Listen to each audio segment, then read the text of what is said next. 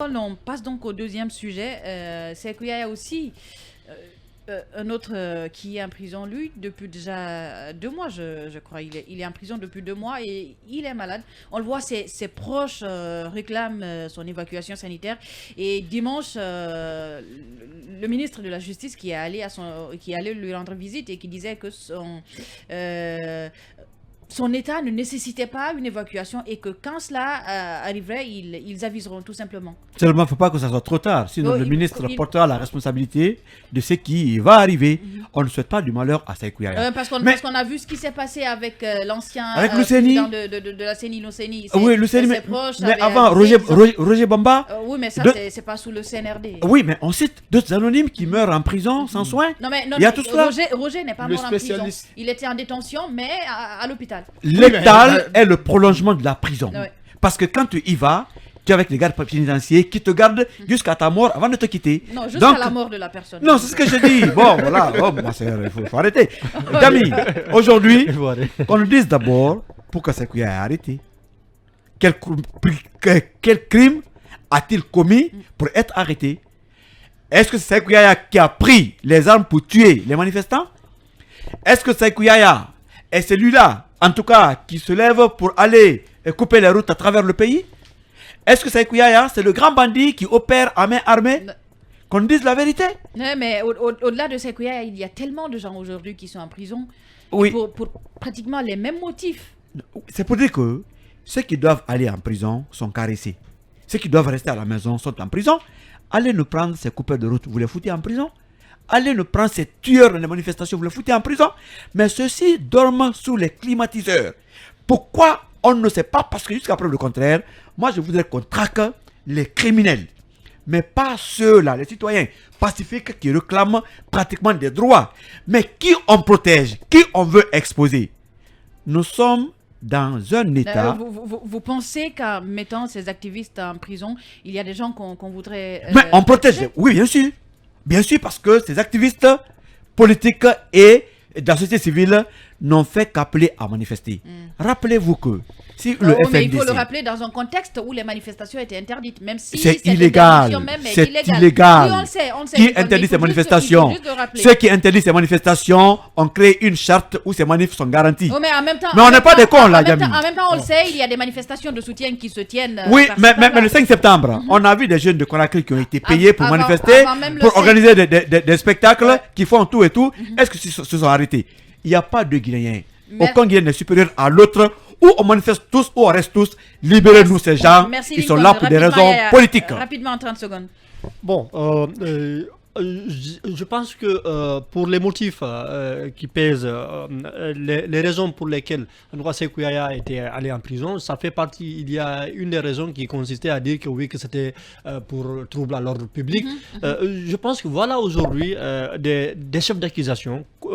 C'est un peu comme. Trouble à l'ordre public. Oui, oui, oui. J'ai l'impression que le CNRD estimait que s'il mettait en prison Fonike et Ibrahima, il n'y aurait plus de manifestations. Mais là, on assiste à l'effet contraire. Le FNDC Il y a est plus des fort gens aujourd'hui. qui sont Illégal, avancés. Dami, tout ce qui est Exactement, illégal est attirant. C'est l'effet boomerang, c'est l'effet contraire que ça produit. Donc, dans les grandes démocraties, aujourd'hui, les chefs d'accusation comme les délits comme Trouble à l'ordre public, trouble offense à l'ordre- magistrat ou des offense choses au chef comme de ça. l'État, mais ça n'a pas de sens, c'est des fourre-tout. Donc, Ou ils à sont la en train de limite, réviser ça. ils prennent un sursis. Ils sont en train de réviser ça, donc il ne faut pas continuer à jeter des gens en prison comme ça pour des trucs fallacieux, ça n'a pas de sens. Merci Yaya. Malheureusement, Mustapha, on ne pourra pas te donner la parole. On va à la pause rapidement. On revient donc pour continuer cette émission. Merci de votre fidélité. Il est 17h passé de 35 minutes et nous sommes ensemble jusqu'aux portes de 18h au compte de Talk Politique de ce mardi 11 octobre 2022. Alors Mustapha, donc je vous donne la parole sur ce sujet en ce qui concerne donc Sékou Yaya Bari qui est malade. Alors Mustapha, quelle image toutes ces arrestations et ces détentions de personnes parfois qui sont malades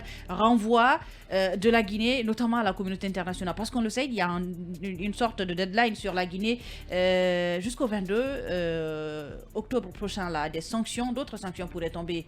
C'est une image d'un pays où l'impunité est érigée en mode l'impunité et la violation grave des droits humains sont érigés en mode de gouvernance. C'est ça, voilà, l'image de la Guinée à l'international en ce moment.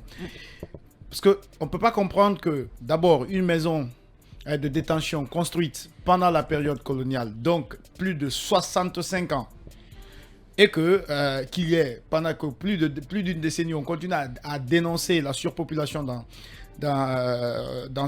cette maison de détention-là. Et les conditions de détention. Et pire, les conditions de détention. Et pire, aujourd'hui, il suffit qu'un détenu soit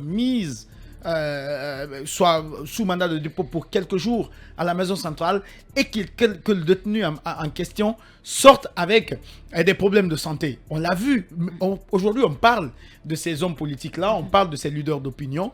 Mais combien d'autres Guinéens croupissent en prison sans avoir un juge?